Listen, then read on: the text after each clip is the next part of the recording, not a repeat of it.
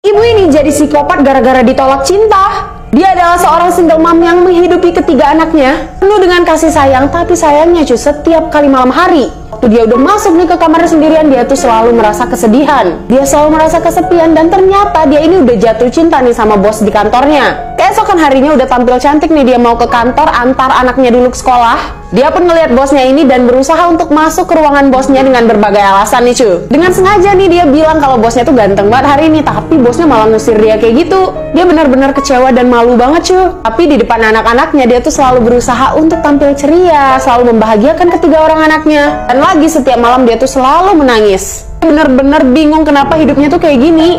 Dia berusaha lagi untuk ngedekatin bos itu, tapi dia kaget banget ternyata si bos ini udah jatuh cinta sama cewek lain di kantornya. Dia benar-benar kecewa dan nangis banget. Tapi tiba-tiba cuy pikirannya tuh jadi berubah banget. Dan tiba-tiba dia masuk ke kantor bosnya. Kita lanjut ke part 2 ya cuy. Ibu baik hati ini berubah jadi psikopat gara-gara ditolak cinta. Dia jatuh cinta sama bos di kantornya yang ternyata udah punya pacar nih cuy. Waktu dia lagi galau banget, tiba-tiba dia masuk ke ruangan bosnya dan bilang kalau dia itu jatuh cinta banget sama bosnya ini dan dia ngajak nikah. Dia bilang juga kalau bosnya itu akan bahagia bersama dengan anak-anaknya di rumah. Bosnya malah bilang, enak aja, aku gak bakalan bisa nerima anak-anak kamu. Aku mau cari seorang gadis yang gak punya anak. Ibu ini benar-benar galau banget, dia selalu terpikir dengan kata-kata cowok itu.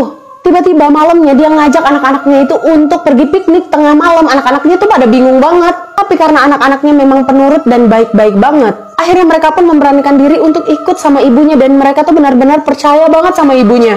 Tiba-tiba di tengah hutan ibunya melakukan hal yang benar-benar mengerikan dan tega banget, yang menghabisi 2 dari 3 anaknya. Hanya 1 anak yang berhasil lari dan kemudian melaporkan kepada polisi nih cuy. Ibunya pun ditangkap. Akhirnya hak asuh anak ini dipindahkan ke ayahnya, tapi ayahnya udah benar-benar sedih banget kehilangan 2 anak.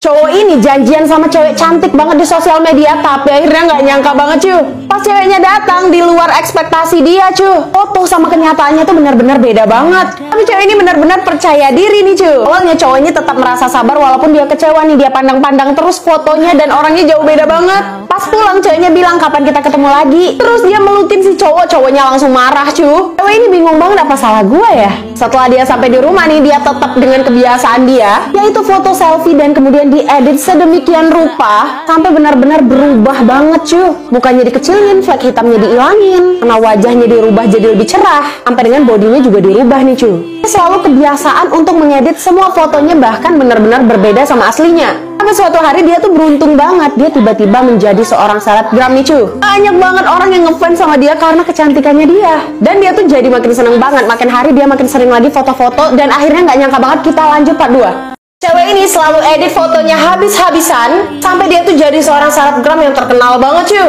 Banyak banget orang yang fans sama dia, tapi akhirnya tuh nggak nyangka banget. Lama-kelamaan ada beberapa orang yang curiga nih sama foto-fotonya dia. Karena banyak netizen yang mencari tahu, akhirnya terbongkar lah cuy. Fotonya disebar yang setelah diedit dan yang belum diedit nih. Dia benar-benar kaget banget saat netizennya tuh pada tahu dirinya yang sebenarnya. Dan semua orang tuh langsung ngebully dia. Dia dibilang gak menerima kenyataan dan udah melakukan penipuan publik gitu. Cewek ini jadi benar-benar sedih banget, dan bahkan dia tuh selalu mengurung dirinya di kamar dan gak pernah keluar sama sekali. Dan dia juga gak aktif lagi di sosial media. Sampai akhirnya gak ada lagi yang komen jelek tentang dia, karena semua orang tuh udah melupakan dia cuy. Tapi suatu hari dia tuh foto lagi nih, selfie, dan dia nggak edit sama sekali, langsung dipost ke Instagramnya. Sampai akhirnya dia mendapatkan banyak support dari orang-orang, dan akhirnya dia lebih mencintai dirinya sendiri.